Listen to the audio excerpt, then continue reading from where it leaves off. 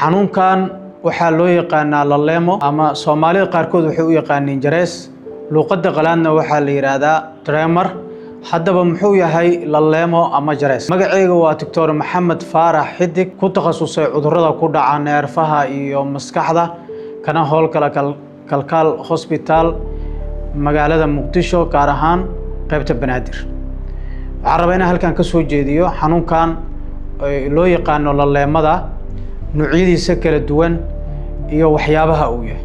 haddaba laleemadu waa xaalad caafimaad darro oo la xiriirta neerfaha, taasoo ah qofku inuu dareemo dhaqdhaqaaq uusan xadidi karin oo ku timaada qaybo badan oo jirkiisa ka mid ah. haddaba xanuunkani waxyaabaha oo qofku saameynta uu ugu yeelan karo waxaa ka mid ah inuu saameeyo xagga shaqada maalmeedka caadiga ah qofka, sida inuu labisto kale ama waxyaabo qoro ama cunitaanka kale marka uu sameeyo. sidoo kale xanuunkan meelaha uu qofku ka saameyn karo waxaa ka mid ah gacmaha, sidoo kale wuxuu ka saameyn karaa madaxa ama lugaha. xanuunkani laleemada ah waxyaabo badan ayaa sababi kara, waxaana ka mid ah sida caadiga mararka qaar inuu ku yimaado dhaxal kuna bilowdo gacmaha kadibna saameeya jirka intiisa kale. sidoo kale wuxuu ku yimaadaa mararka qaar daawooyin uu qofku qaato oo keeni karta laleemada ama dhaqdhaqaaqa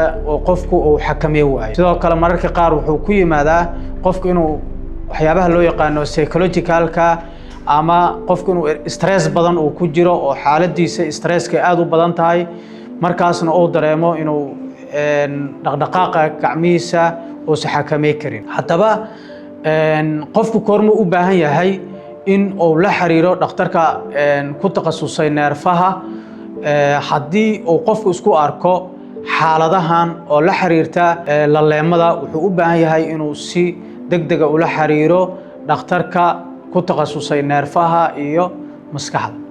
kow, inuu qofku uu si hal mar ku bilowdo labada gacmood ama hal gacana soo hore u fiicnaay inuu isku arko.